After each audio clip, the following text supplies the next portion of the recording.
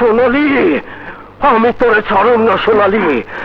আমার গায়ে তুই গুলি করছোস, আমি গুল্লিতে তোরে জল্লি জল্লি করে দেবো। ভাই ওষুধটা খেয়ে নাও, ব্যথা কমে যাবে। না, ব্যথা কমুক আমি চাই না। ব্যথা যত বাড়বো ওই হারামজাদির চেহারা তত আমার মনে খোদাই রইব। দারোগা! জি বড় ভাই। সোনালির দলের কোনো খবর পাইছো? মেরেছে, আপনি এতিম করেছেন, তারা সবাই মিলে বাহিনী বানিয়েছে, নাম দিয়েছে যৌথ বাহিনী। অগ ঠিকানা কই, ক্যাম্প কই, আস্তানা কই? আমি জানি না, কিন্তু সোনালির এক বোন সেদিন থানায় এসেছিল বোনের খোঁজে।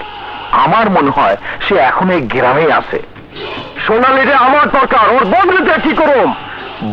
বোকার মতো কথা বললেন বড় ভাই, কান টানলে মাথা আসে, জানেন না বুঝি?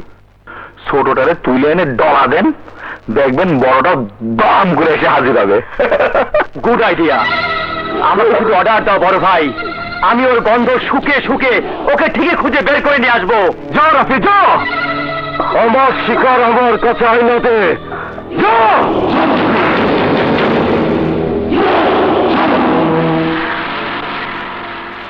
সুরক্ষা এনজিওতে চাকরি করতো আমার বোন, নাম সোনালি।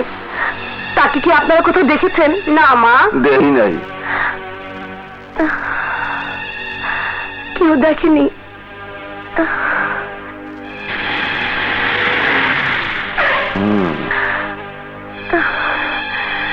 কোথায় খুঁজবো?